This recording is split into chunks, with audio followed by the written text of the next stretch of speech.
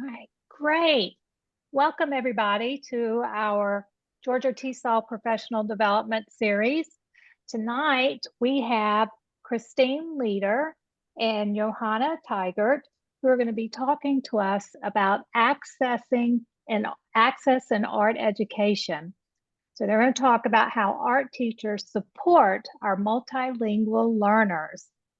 Welcome, ladies, and you are welcome to share your screen, and I will keep an eye on the chat box for any questions that come up. All right, great.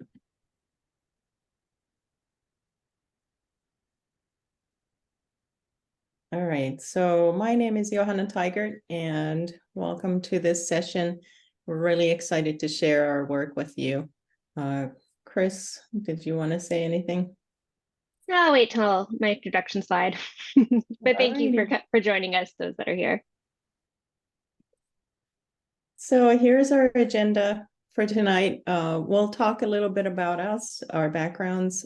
Then we'll go over the background literature for our study that we'll be sharing tonight. We'll talk a little bit about arts and multilingual learners in both Massachusetts, where we are/were based, and then compare that to Georgia. We'll share the kind of critical lens that we've been looking at this work through, and walk you through all of the work that we've been doing for this project. And then we'll share some preliminary findings from a survey and a few interviews, and share what we'll be doing next in the project. So we are both teacher educators. We both prepare teachers to work in classrooms that are populated in part by multilingual learners. And we are actually in kind of an interesting location, both of us today, because we have both gone back to our roots. So Chris, go ahead. Hi, so I'm Chris Monticello Leader, and I grew up in Ketchikan, Alaska, where I'm joining you from today. I just did professional development with my hometown school district around supporting multilingual learners, and that was a really wonderful and experience and such an honor. But I'm Filipino American. I'm a second generation immigrant. My family comes from Cebu in the Philippines, and I grew up using Bisaya and Tagalog with my families, but never had the opportunity to learn it in school. And I also know English and in Spanish. And I'm really excited to share some of our work with you today as a former ESL teacher, as someone who grew up in a multilingual home, and as someone who's always been interested in the arts and has done work in the arts. It's been neat to see all of this kind of intersect for this one project. And so I'm from Finland, and I'm currently in Finland. That's why it's so dark behind me, because it's currently past midnight over here. So I grew up in Finland. I learned several languages actually through the language-rich curriculum in Finnish schools. And then I immigrated to the United States in 2001, and then back to Finland this year, actually. So I just became a teacher educator here. So that's where we are right now. Just wanted to share a little bit about our roots. So let's use the chat. What about your background or experiences drew you to this presentation? Why did you join us?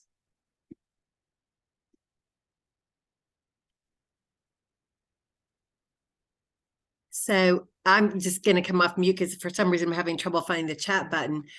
I am definitely a big proponent of arts education for multilingual learners, for all learners. And I feel like arts education is a place that's very authentic and performance-based, and that it helps connect across cultures. And that we've in the United States, at least, we have neglected the role of arts educators in supporting multilingual learners. So I want to learn more, and I'm also looking really forward to sharing the recording of this with our arts folks in my school district. So I'm really excited, and I really appreciate you guys for doing it. So that's my reasoning. Thank you for sharing that. And I think I just realized that it's a very small group tonight. So if Janie, did you want to share aloud as well? All right. Hi. Let's see. I just recently joined Georgia TESOL. I just finished a certificate program for teaching language as a second or other language. And I joined the organization at the recommendation of my friend Karen Terrell. I don't know if any of you know her, but as I'm trying to determine where I'm going to teach in TESOL or what I could do, I'm just trying to learn as much about the various teaching options and opportunities and different techniques there are out there. And so here I am tonight. Okay, great. Glad to have you. So this is just a little bit of background from literature that informs our study. We know that in arts classrooms, there are complex language tasks. So students are asked to do things like critique artwork, talk about the inspiration for their creations, or discuss symbolism in art. We also, on the other hand, know that students can collaborate and then develop English language skills in a lower risk situation than in perhaps other academic areas, just because of how, kind of creative and hands-on arts are. We also know that art can offer a safe space. So for students who are coming new to the country, resettling in a new culture can place stress on both them and their families. And art can offer opportunities to share and preserve culture, and therefore have students have some type of a space where they feel comfortable in school. And so therefore, we know that educators should engage in more culturally responsive instruction and also be familiar with students' backgrounds to better engage them. With all that rich language and culture opportunities that can be present in the arts classrooms, we also know that the arts are frequently positioned as this subject that multilingual learners will just get without any extra support. Like, just put them in there. And one piece of evidence of this thinking is the fact that newcomers are often mainstreamed in the arts. So they're just thrown in with everybody else with no extra supports, but they are separated during so-called core content instruction. So for example, for math or sciences. So it reflects this thinking that arts is easy and, you can just put a student in there and they'll be fine. And on the other hand, literature also shows that arts are often seen as a tool for supporting those other so-called core content areas. And that's also where the bulk of the research that has been done at the intersection of language learning and arts education has been done thus far. So that's why our project looks at arts as the subject, not any other subject integrated with art.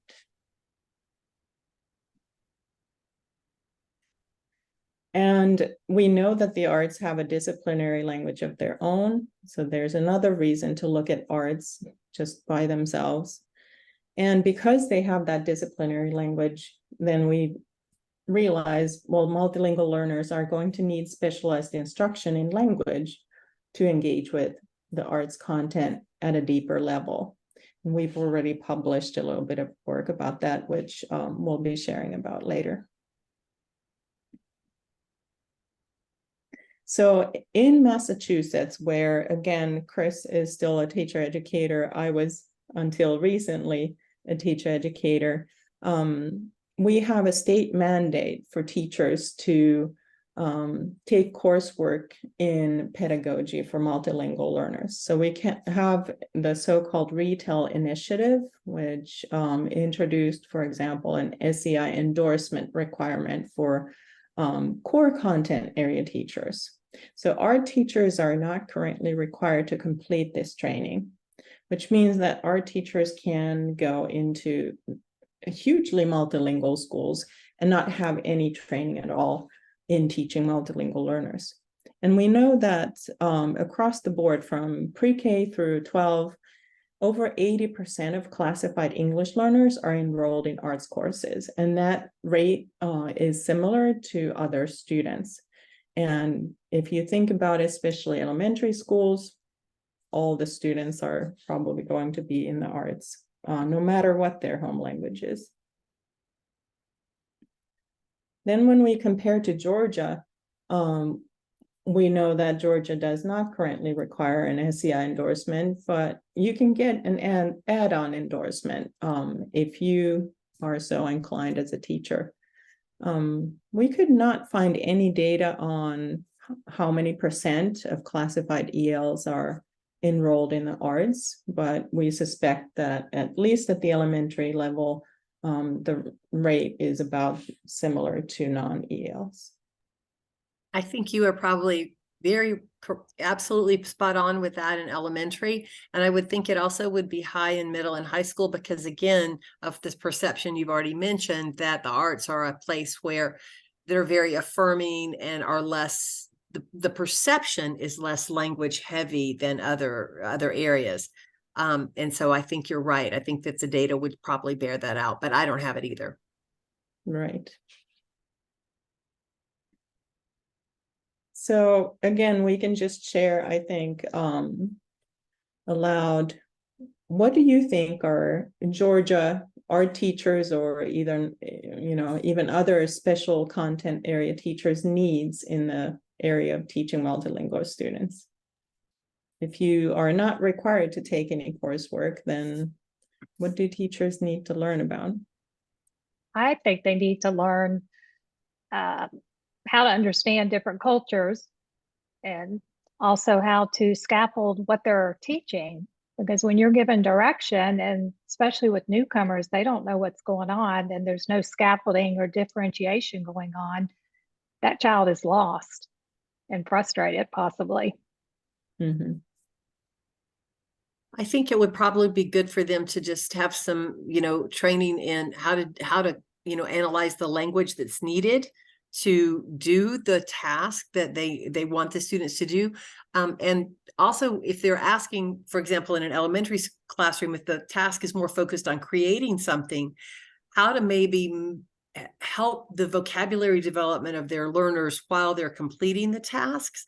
The English speakers will already know, perhaps, paper and scissors and cut and diagonal or dark and light and line, but to be able to explicitly maybe do some things with helping to make that language visible and help the English learners practice it. That's just off the top of my head. Good point. I appreciate, Elizabeth, all that attention you're bringing to just the rich language that we have in art classrooms. I kind of find it quite offensive to the discipline when folks say that art is easy. It ignores that whole rich language and literacy practices that are happening. Absolutely. I mean, you think about the language of the fine arts is rich and complex and very, very nuanced. So yes, golly Moses, anybody who thinks arts language is not rich and difficult, goodness. Mm-hmm.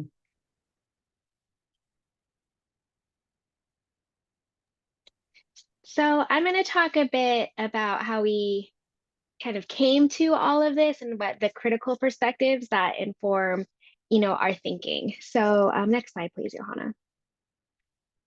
So we know that generally in the literature, and I'm sure many of you have also experienced this anecdotally, multilingual learners don't always have access to the same rich curriculum, right? Especially in like middle and high, students are often tracked, right? I've worked with a couple of high schools where they're like, oh, they can't take, like computer science yet because they don't have, like they don't know English enough. And it's like, well, that's not true. And also, let's stop assuming that academic things can only happen in the English language, right? So we know that. And then we also know that there's instances like in the arts where students are included in these classes, but they aren't getting the extra support, that they should be having. We know as teachers of multilingual learners and classified English learners, it's not enough to just do exactly what we're doing for all our other students, right? We need to do more, actually legally required to do that for our students who are classified as English learners,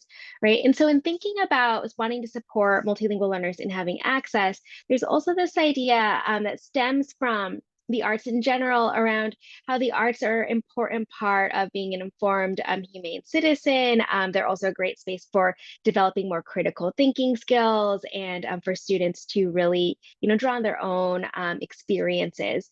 And one of the things that's quite interesting that Johanna and I have discovered in our work here is we know in language education that there's been, I won't say always, but there's been this strong push, in the past decade or so around this making sure that we have a lot that we're supporting multilingual learners in the content areas, right? The culturally and linguistically responsive instruction movement has really focused on what in the past has been referred to as like mainstream teachers, right? So there's been a lot of focus on that, but heavily concentrated in ELA, social studies, math, and science, right? And while we do agree that that's very important and we want to see that more, we're kind of left wondering like, but what about the arts and other areas? At the same time, the art education world, and this was new to us, we discovered this once we started reading more of the art education literature, right? They're calling for more critical approaches to understanding social justice in art. So there's movements around decolonizing art education to be more representative, to not be so white and Eurocentric, right? To think more about like to include more languages. And so we kind of see this like our work as this interesting nexus of what's going on in the art education world and work that we're more familiar with that's been going on in the language education world. Next slide, please. So I'm not sure if folks are familiar with Sue Motha's work. I'm a big fan of that text on empire, but this is a quote from from that book. Teachers that are adequately prepared to examine their roles critically, they are in a better position to advocate for their students and to teach their students to advocate for themselves. Right. And this is an idea that I know guides Johanna and I in our work as teacher educators. And in this project that we're going to share with you in a little bit, one of the things that we've been really trying to understand is in what ways have art teachers been prepared to do this work?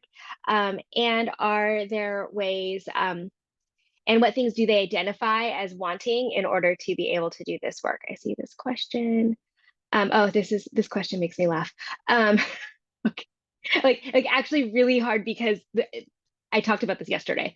Um, so the WIDA does not have like a standard 6 or 7 that's for arts, right? So no, that they don't actually have that like in their 300 page, like 2020 standards. 385 page I know. document.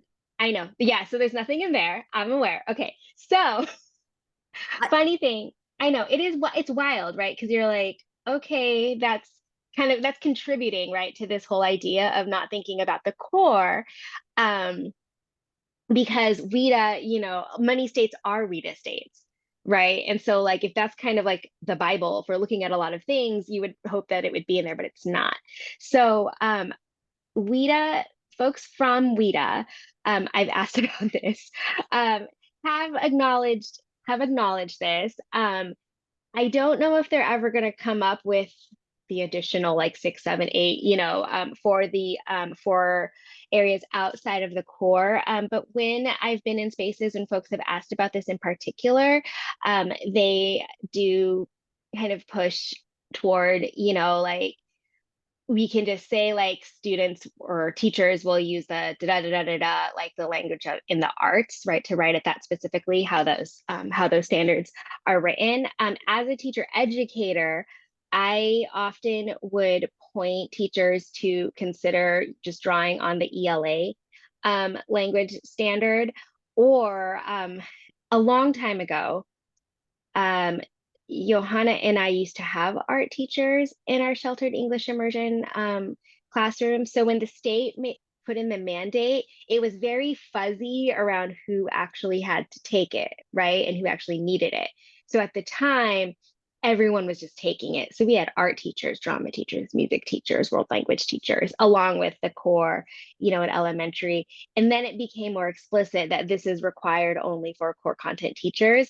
And then you just saw programs like not having their students take that class anymore. So yeah, it was really well. There's like a 3 or 4 year time period where I always had art teachers and music teachers, and now I just haven't, right? They've just like stopped taking it. But during that time, we would just like add our own standard, right? Like multilingual learners will use the language of music to da da da da da. So we kind of like did it that way. But Elizabeth, you're definitely raising like this important issue. It's hard to get teachers to consider things when they're not being socialized into it, right? There's already so much learning and unlearning that teachers have to go through when they're entering the field.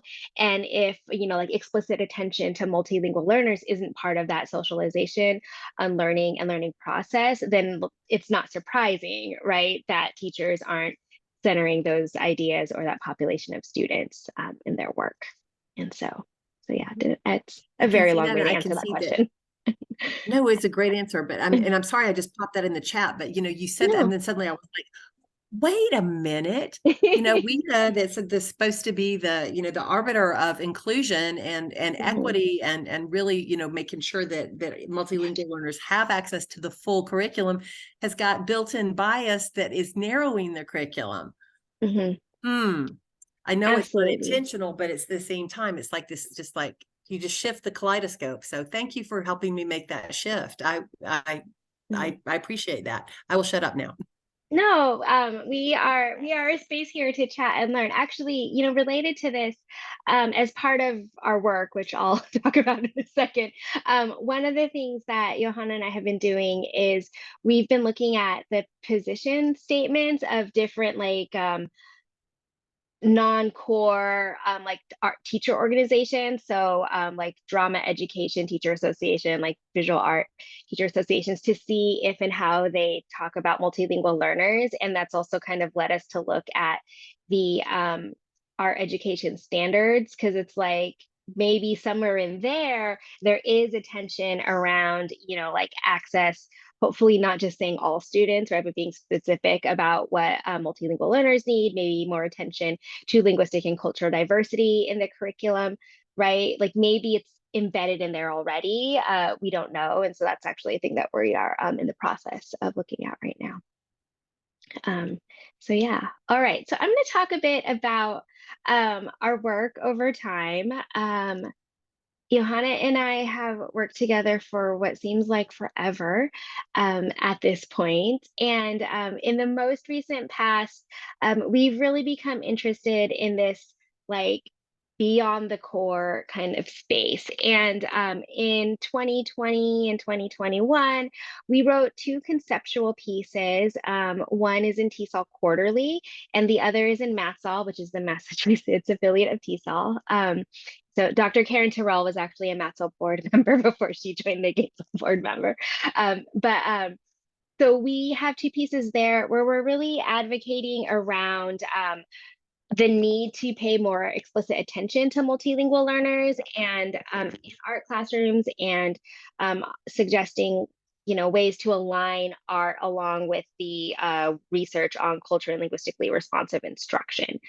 So we have those 2 pieces. And then in 2021 and 2022, we guest edited a special issue in International Multilingual Research Journal. In that, there's I think it's 5 articles, and these all focus on teacher education efforts beyond the core curriculum. So we have a piece on visual art education, we have one on museum education, there's one on drama education, there's one on world language education, there's one more that I'm totally forgetting. CTE, Korean Technical Education, right? So if you work with any teachers in those areas, like one of the reasons that we did this is because in working with, as teacher educators, we're like, oh, there's nothing to share with PE teachers. Oh, like we need something to give to, music teachers. And so we were hoping that this would help contribute to the field in that way. So there's that. And then the 2 most recent things we've done is we've now started to actually collect some data on some projects. So in 2022, we piloted an art teacher survey, which Johanna will talk about in a little bit. And then in 2023, so it feels like 100 years ago, but it was still this year, we started doing some interviews and observations with art teachers, and we'll be doing even more intensive interviews and observations in the upcoming academic year. So next slide, please. But just a bit about our research process. At the moment, really our overarching research question is, how do art teachers describe their work with multilingual learners? Specifically right now, we're focused in the visual art classroom, right? And we have a pretty open, a very broad question here. Really what we're interested in is, how do they talk about working with multilingual learners, right? Especially in the context of Massachusetts, where they may not have had, at least in their graduate or undergraduate training, mandated coursework on supporting multilingual learners, right? So our goals here are really around highlighting some promising practices. What we don't want to do in our study is write another paper that says, here's all the things that aren't happening, right? We would like to reframe this work so that it's, here's some great things that are going on that we can learn from. And so we're really intentionally focusing on highlighting promising practices at the moment, specifically in Massachusetts, as that's where, I am based. And so there's that. We really want to amplify the voices of art teachers as well. Something that's been really amazing is when Johanna and I share this work, curriculum directors reach out to us in partnership with their art directors at the district, and they're like, we want you to talk to some of our teachers that designed this thing, right? Or we're doing something interesting that we'd like to share. And so it's pretty neat to see like art teachers wanting to share their own practices, right? We also hope that this work would then inform art teacher preparation, our own work when we do work with art teachers. And then, well, if they're not going to take my class, hopefully when they're in the art, an art methods class, that they will, that we can inform some of that. And then overall, just really further supporting access to the arts, right? It's not helpful if multilingual learners are in art classrooms if they can't actually access the curriculum that they're in. So this is where we currently are. We are still collecting survey data. So if you know art teachers, we would love for you to share our survey with them. There's that. We'll share the link for that later. We're also doing some interviews with visual art teachers, and we are trying to learn more about school level and district level initiatives around art access. So this upcoming school year, we're going to be in the fall working with 2 school districts, and in addition to talking with and observing visual art teachers, we're hoping to also talk to some administrators, curriculum directors, and whatnot around some of the larger kind of initiatives that there might be around art access and working with multilingual learners. And I'm very excited to do these classroom observations in the fall. So very pumped for that. And a more kind of long-term goal, hopefully next year we'll start this wave, but we'd like to move into music, theater, drama, and other areas beyond that like core academic space. So before we turn it over to Johanna to share our survey data, I guess we'll just see if there's any questions. We're a small group, so I want to let it feel informal.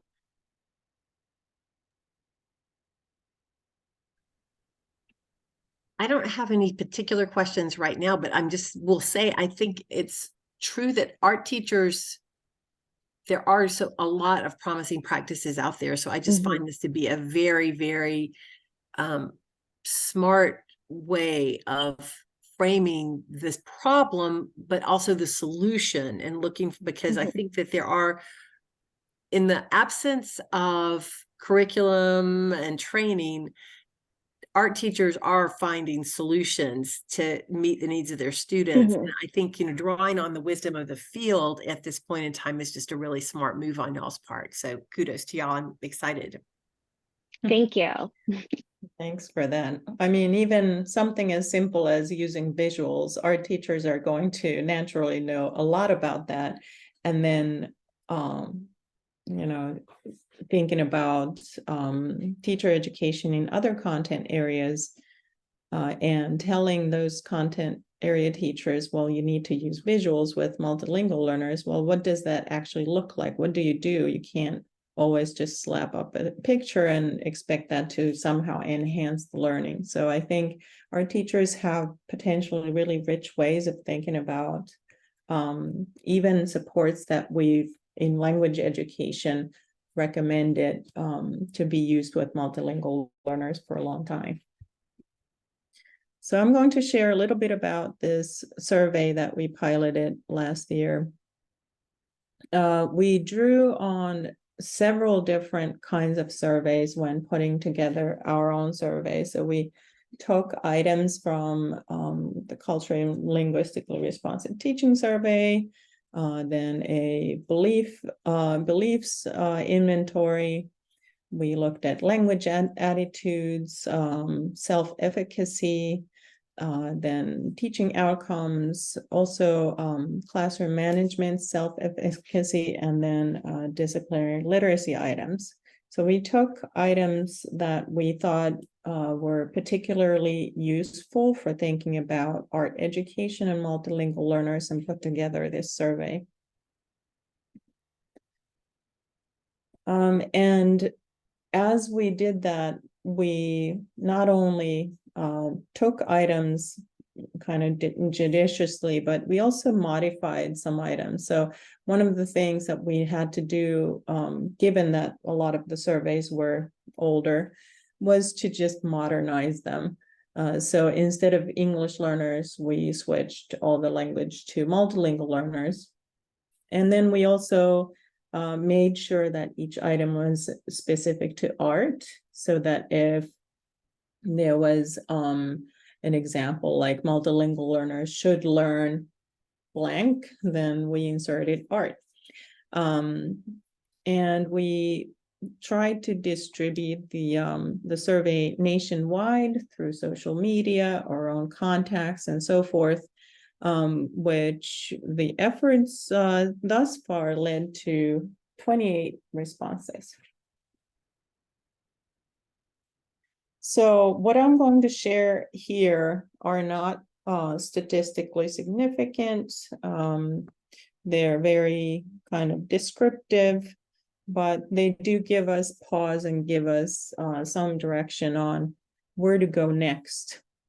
So when we looked at beliefs about language and pedagogy, we looked at the language attitude teacher survey and the culturally responsive teaching outcome expectancy scale. And there the higher scores suggested more positive beliefs about language diversity or culturally responsive pedagogy. We looked at this sample as a whole, but then we also looked at teachers who had reported being bilingual, which we had 5 of those teachers, and then those who reported being monolingual English speakers. And we found that, especially on that culturally responsive teaching outcome expectancy scale, the bilingual teachers had higher scores.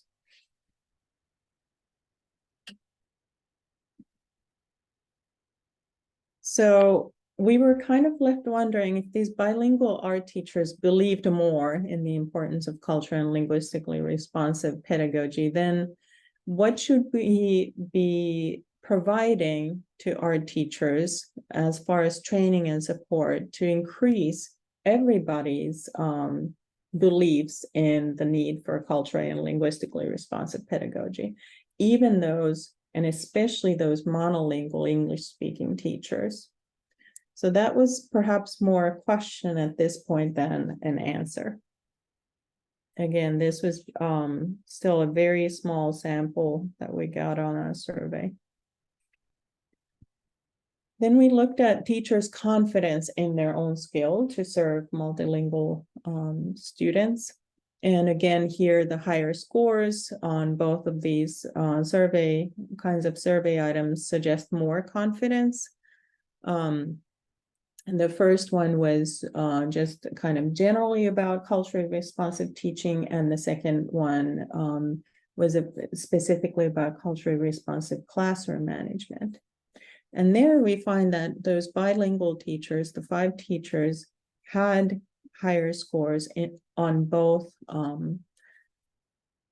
or in these items from both of these surveys. However, there is also wide variation in the reported confidence.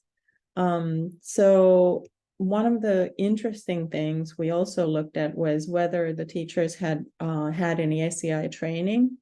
And we found that those teachers who did had actually less confidence in their ability to work with multilingual learners than those without. So we were left wondering, well, is it because once a teacher is SEI trained, they're more aware of what they should be doing, and then they start thinking, well, I'm not doing enough. So that's an interesting thing that we may be able to delve a little bit more deeply into once we get more survey responses.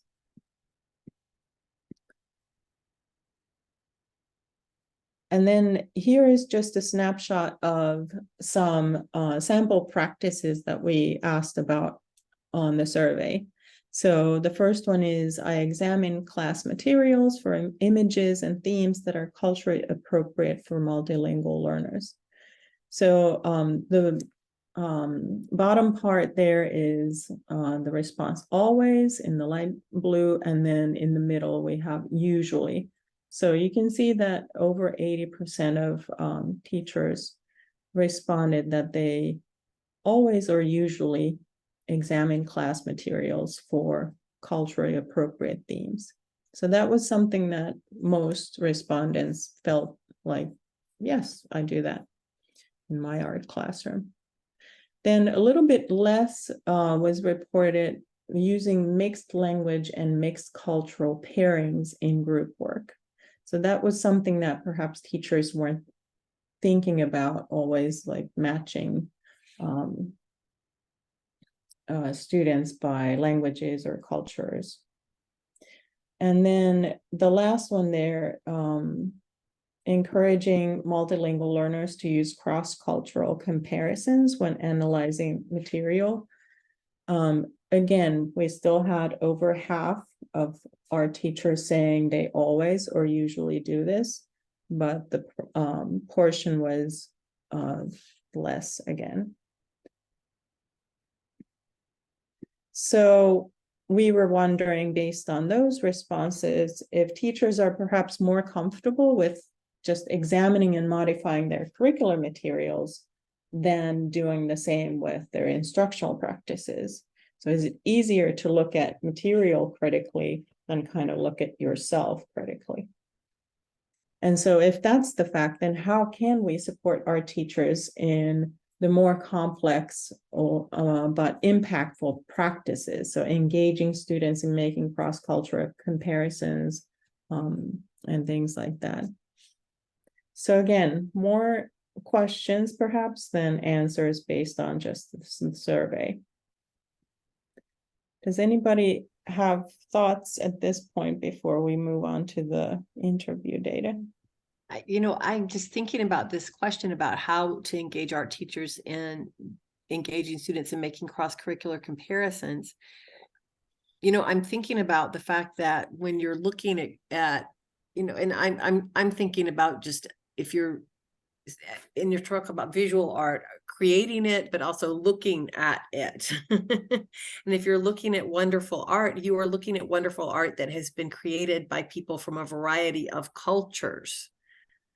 So, right. So I would think that one of the things that we might be able to make sure of is, that people are recognizing and making transparent to their students that, when you're looking at this piece of art, that this is from a Spanish artist of the 20th century, or this is from, an African artist from the 5th century. I'm thinking about that cross section between art and history and culture, I guess. So I don't know. I don't have anything other than I'm just like, how could you not do that because of the nature of art? But I'm a little baffled, but I'm also not an art educator. Right. I mean, that's You an would think interesting, so, right? right. Yeah. It's an interesting point too, because when I've read through the more like progressive art education, art teacher education for art educators. I was like, how do you put all those words together? Right. But when you look at that work, that's a big part of like the decolonizing movement is like, one, are all of the artists that you're representing, like white like Europeans, if not, like, how do we, like, let's start there. Also, are they all like dead people? If so, like, let's bring in more, like living artists, and then like specifically like artists of color, bilingual artists from, like the global South and things. So that is part of this more like this decolonizing art education movement. And so this, that intersects a lot with many of the things that come up in the culture linguistically responsive pedagogy, work as well. But to like, as far as we can tell, there aren't folks that are really trying to like make those connections between the language education like movement around access and then the decolonization movement in art education. And so, yeah, Elizabeth, like what your questions and comments really align actually with a lot of the literature that we've looked at. So. Thank you. I'm glad I'm wandering in the right direction. I mean, I think that's one of the things is things have happened so long in one way that we don't question it, right? And that's a lot of like kind of moving forward is, questioning that and like wondering like what's going well, what isn't. And so yeah. All right. So I'm going to talk a bit now about some of the promising practices that we've seen in just some initial conversations and visits with some art educators, similar to how our survey we piloted that last year. These interviews and the few observations we did were also kind of pilots in terms of informing how we might want to refine the protocol moving forward more systematically this year with 2 school districts. So here's some things that we learned. So first, we talked with a teacher who we've given the pseudonym Rosalita. And Rosalita is white, monolingual, Italian American, and identifies as coming from a plurilingual, pluricultural family. And she teaches in middle school, and over 50% of her class are multilingual learners, right? So she's in a pretty diverse district and school. And there's a lot of dialects and languages represented in her class, from Spanish, Brazilian Portuguese, Portugal Portuguese, and French. And that's a pretty common kind of mix that we see in one particular region in Massachusetts. So that looks pretty representative of a Massachusetts school. And one of the things that we, did in our interview was we asked very open, broad questions, right? So it'd be very much like, how do you work with multilingual learners? How do you know who in your class, like are classified English learners? It is always amazing to me when people say they don't know, right? I'm like, what is happening that you don't have that information, right? But Rosalita like knew who her multilingual learners were, and the way that she addressed this question was immediately starting with this like what we're thinking of as like relationship building, right? So when she was asked, how do you like work with multilingual learners, she immediately starts talking about the relationships that she has with them, connecting with them, letting them share about their experiences. You can see in this dialogue here, that she sat next to a Brazilian student, and they started talking about birthdays, and they had like a nice, like rich little conversation there as well. And obviously, we hope that all of our teachers, are engaging in this relationship building with their students. But something that, kind of stands out to me a little bit when I think about Rosalita and the art classroom in general is how much like opportunity there is to really conference one-on-one with the student, right? As they're like working independently on an art project or an art critique, how there's just so much organic space for that. And, in talking with other art teachers around how they make those spaces to build relationships, it just kind of made me think more broadly in other classrooms as well, like how we can organically build that more across like the core curriculum. So it's just one of the things that stood out to us from Rosalita. And then I'll talk a little bit next about Janessa. So Janessa is white and multilingual, and she has lived in the US and France. She has a pretty interesting teacher background.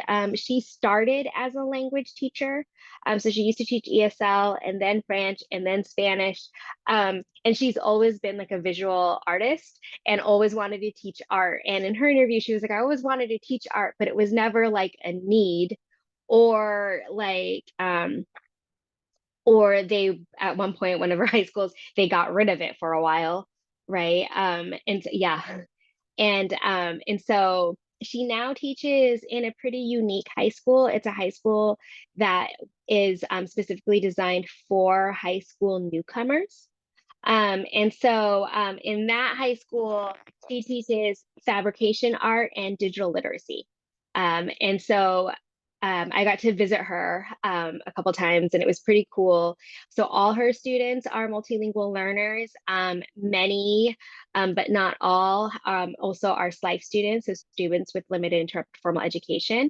And there's just a lot of linguistic diversity. Students in our class, we have Spanish speakers, Haitian Creole speakers, Portuguese speakers, Somali speakers, French speakers, Vietnamese speakers, and it kind of goes on. So just you have a very kind of unique context with Janessa being in that particular school. And one of the things that was so cool to see in Janessa's classroom is how she is so intentional about this art, language, and technology integration, right? So she explicitly would talk about seeing art as like a great opportunity to teach language, right? And that likely comes from her language teaching background. But it was really interesting to hear her talk about that. So you can see here in that slide in the lower left, it's about soldering. She has a slide like that for every single unit that she works on with students, and it has all these links and additional things. It links to several vocabulary word banks and pictures and videos where they're talking about different art processes in different languages for students. Like she's really done a lot of work to make this accessible in terms of students accessing from their own linguistic background, and then also in an effort to increase English and art and technology language. So that's a little bit about her. Another really cool thing that she does, I think we have on the next slide, is, oh yes, we do, is how she uses technology to provide multilingual support through Google Sheets. There is a formula, I didn't know this was brand new to me when I was in her class, but she was teaching life digital literacy, which if you've never observed a class like that, I recommend it sometime. It's really fascinating and cool. But there's a formula that you can write into Google Sheets where you can select languages. So if she types a word in English, it'll translate it into those other languages. And so, yeah. And so you'll have to Google to find it, but I watched her do it. It was really, really cool. And so she would do that like quickly when she was doing vocabulary, because especially with life students, there's a lot, you also want to build their heritage language as well, right? So they can make those connections in literacy. And so she used that to do that. It was really neat. And so here's, another, I think a great example again of these like promising practices that you can see, in this is in a technology classroom. So there's that. And then the last person who we'll share about today is Geronimo. So Geronimo identified as Hispanic, mixed race, multilingual, and as an immigrant. He also self-identified as an advocate for and of the multilingual learners that he worked with. He also strongly identified as a father in his interview. And that definitely comes through in the way that he works. He works with students, and he also describes himself as an artist with an engineering mind. And that is also clear in much of the work that he was doing with his students. But one of the things that was, that Geronimo really talked about in his interview, and I think this may also have been a function of the classroom that he was, or the school actually that he was working in. Many of the students in his school share a similar background identity as himself, is he really viewed his role as like an art teacher and also teaching students critically about life, right? And so the next slide, you can see just like one quote, from him, where he's talking about how it's important for him to show students how they can advocate for themselves, right? And given his background and the Dominican background of many of his students, he like draws on that a lot in his conversations with them. This conversation felt similar to that of Rosalita's, where when you ask them about describing their work with multilingual learners, they really focused a lot on that relationship building piece, right? And so something that, kind of stands out to me at least, and these are just, two interviews, but I think it does kind of relate to a bit of what Johanna was getting at with their survey data, where it's like teachers seem comfortable maybe like looking at their curriculum, but not so much on like what it means for their instruction. I think in some ways teachers also like they have that empathy and relationship they want to build with multilingual learners, but aren't really sure like what to do next. Right. So like they could really talk deeply about how they saw their students as like whole persons and those relationships they wanted to build and how they wanted to help them consider, like acts as an advocacy for themselves outside of life. But then when it came to like curricular and instructional moves in art education, that was something that just wasn't as explicitly coming up in our conversations, with the exception of Janessa, who has an ESL language teacher background. So we'll just go to some takeaways, right? We all see them stepping outside of their traditional art roles, right? In order to support multilingual learners, at least, socio-emotionally. And some of their preparedness, we think, does stem from their own ESL preparation in the case of Janessa, or maybe in their own bilingualism and biculturalism as well. And we're left, so as you can see from the data that we started to collect, we just keep leaving with more questions. And one of the questions that were left from these early interviews and observations is just like, all right, we've talked to some pretty great art teachers. They're doing some really amazing things. How do we work with more art teachers to also do this? And also, what other amazing practices might be happening in our education classrooms. So some next steps as we move forward, we are hoping to collect more survey data, do more interviews with art teachers, and spend a lot more time observing art classrooms. We are pretty excited. In the fall, we're going to be working with 2 school districts, and we're planning to do interviews, observations, and then follow-up interviews with visual art teachers. And so we're hoping to understand more, not just around like some great work that they're doing, but also more around like what additional support would you like? What did you wish you had learned? What do you want teacher ed to focus on in order to support your multilingual learners? So that's kind of where we are.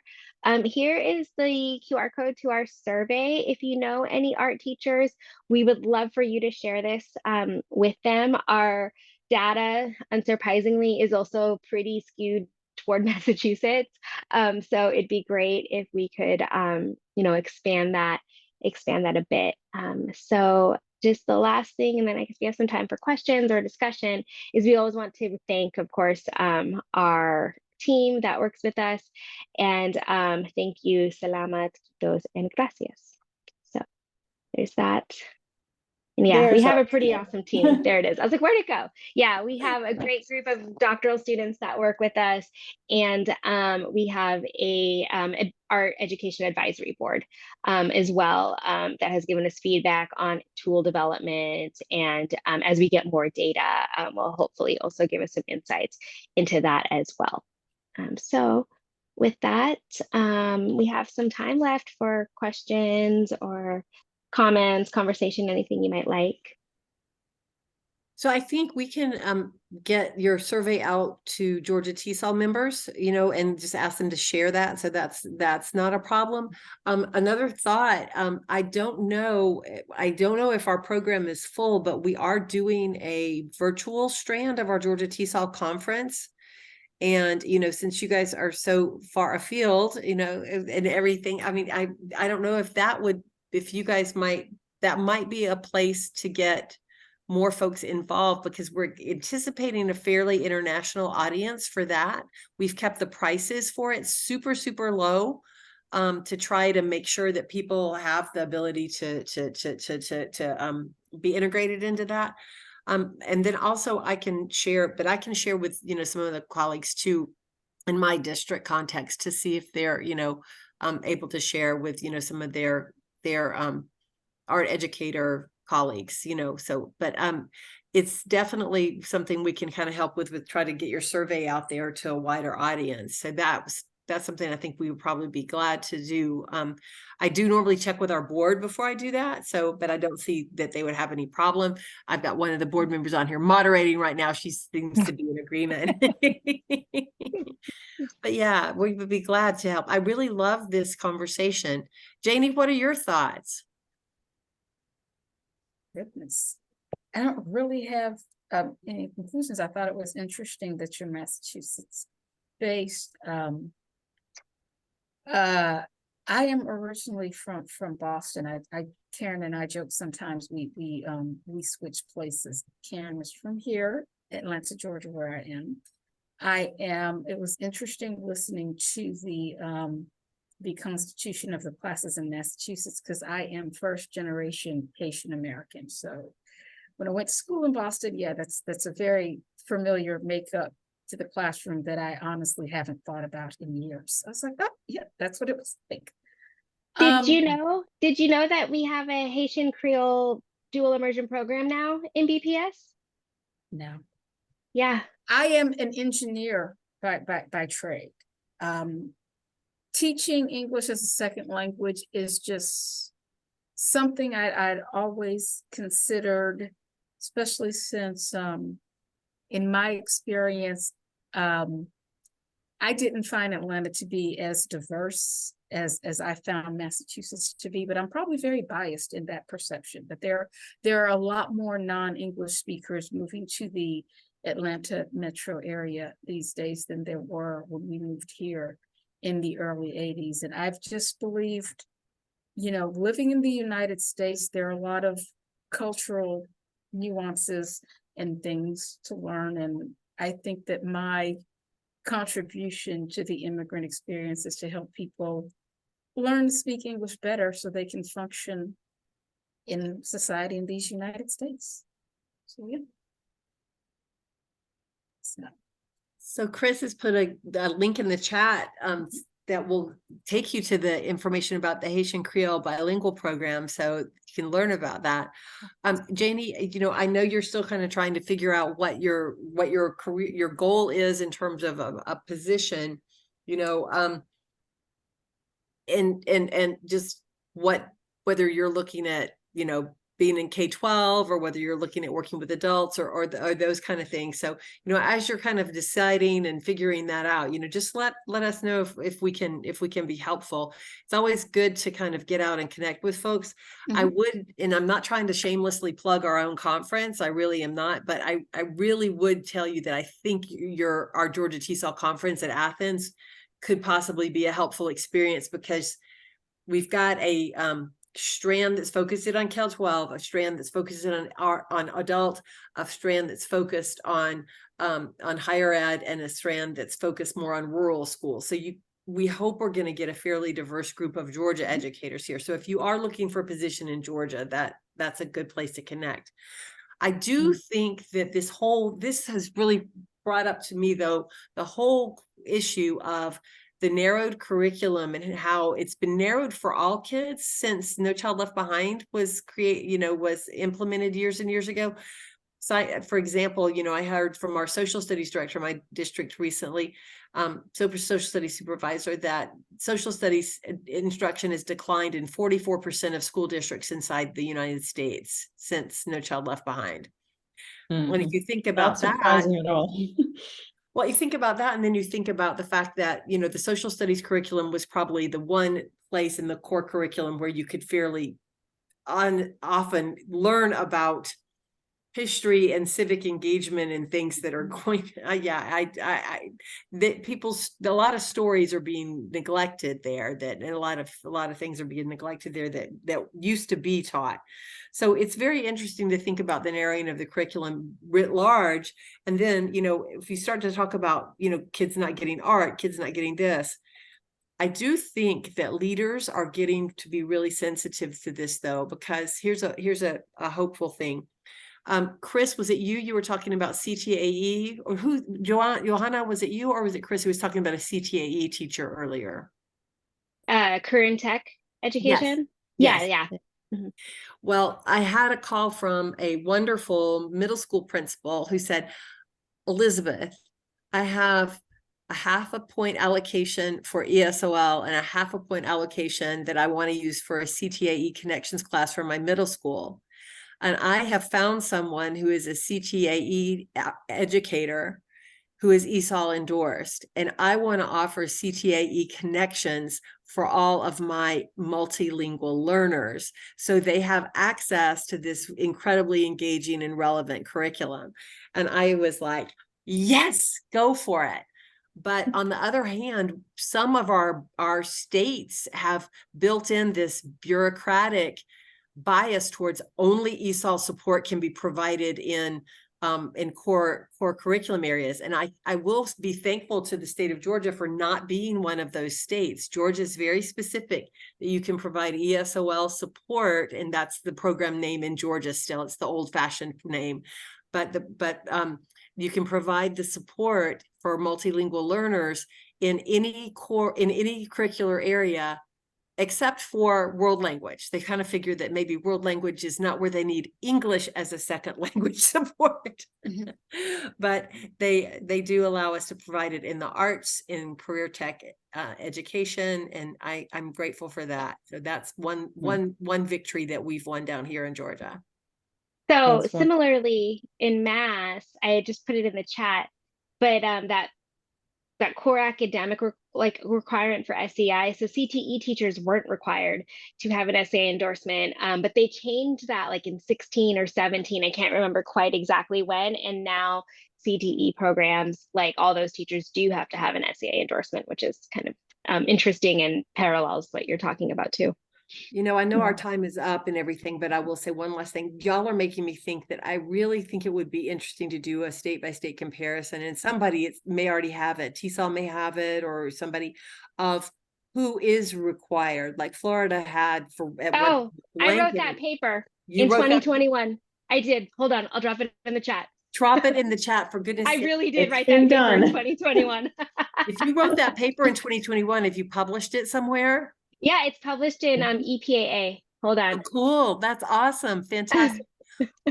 Well, I know we need to turn this back over. It was really needed work that Chris and colleagues did, because even just trying to find out the rate of art course taking from the Georgia Department of Education website, it's hard. It's not accessible. And even things like our teachers taking any coursework in this, it is a complex task. So they did a monumental work going through all 50 states. So definitely check that out. Thank you. Yeah. Yep, it's open access. So I just dropped the link in there. to get that. Thank you so much. Of course. I get so excited when people are like, I wonder if this has been done. Because I wondered that for so long that I finally just did it. Good for you guys. Good for you. Well, this is beautiful work. I am sorry we had a small group Yeah. tonight. I No. will let you know that what we will do, we made this public access, but we did it too late. That's probably a little bit on us because it's busy time at the beginning of the school year. Right, And right. we really should have made this public from the very, very, very beginning. So I apologize. But we will get this link out to our members, to everybody who registered, and we will work on publicizing your survey. So Thank and you. we'll try to and if you guys are willing, maybe Johanna, we can do one at a time that's not at midnight for you. You know, we could make it at an inconvenient time. That'd be great. I really appreciate this. This was a beautiful Thank session you. to me. And Donna is our official moderator. I've been talking way too much, so let me turn it No. back over to her. No, you are perfectly fine.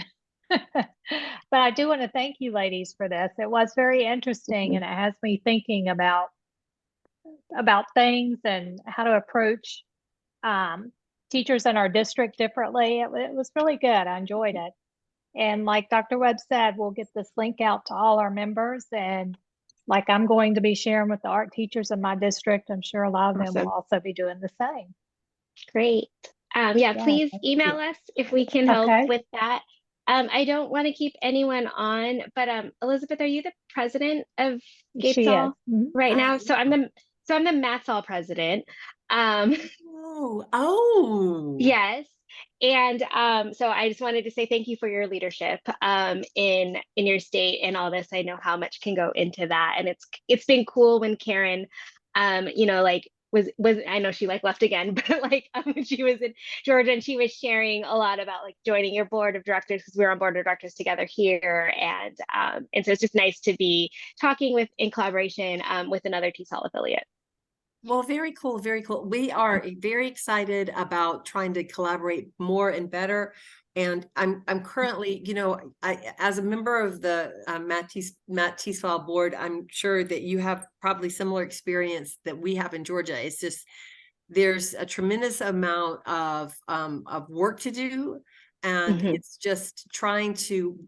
TESOL professionals tend to be very, very busy and passionate people. And overcommit themselves. So trying to make sure that we do get the work done is and keep it going is always a challenge. So thank you for your work and your contribution.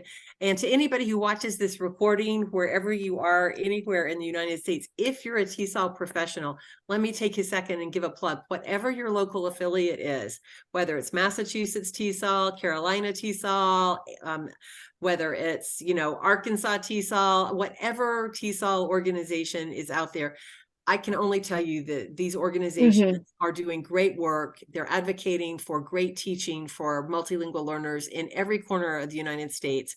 And I would just urge you to take a minute and become a member of your local affiliate and get active, because we need great teachers who are advocating and learning and coming together to network on behalf of multilingual learners. So thank you so much, Chris. Awesome. Thank you so much, Johanna. And, hey, go TESOL.